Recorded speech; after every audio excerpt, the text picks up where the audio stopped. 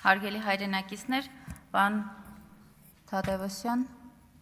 պարոն Ավետիսյան, ներողություն եմ խնդրում, ես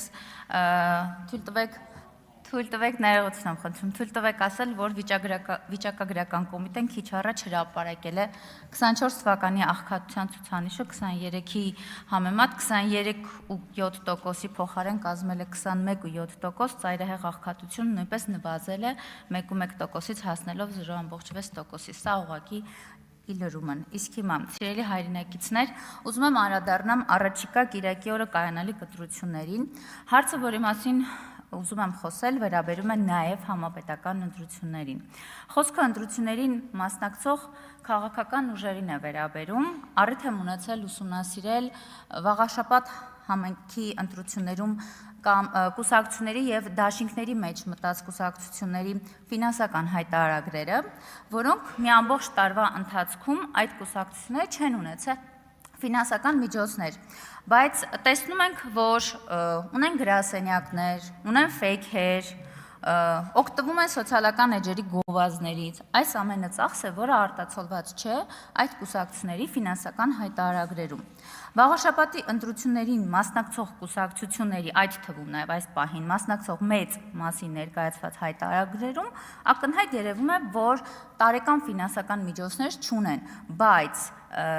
հետևելով նաև վերջին 20 օրերի իրենց հայտարարագրերը, նկատելիորեն կատարված են ծախսեր, որոնք վերջի օրերին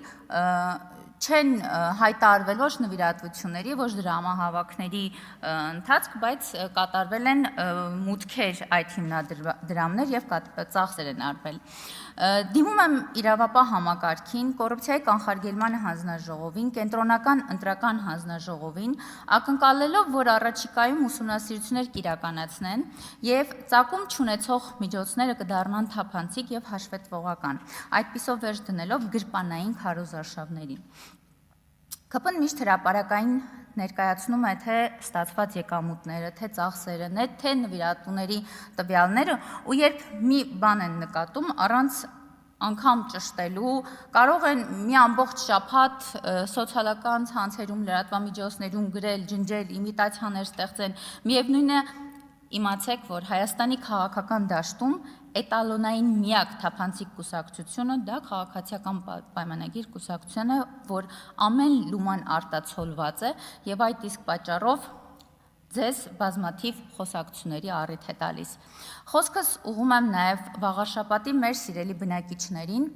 կոչ եմ անում լինել ակտիվ, կիրակի օրը գնալ ընտրատեղամաս և այդպիսով ապահովել բարձր մասնակցություն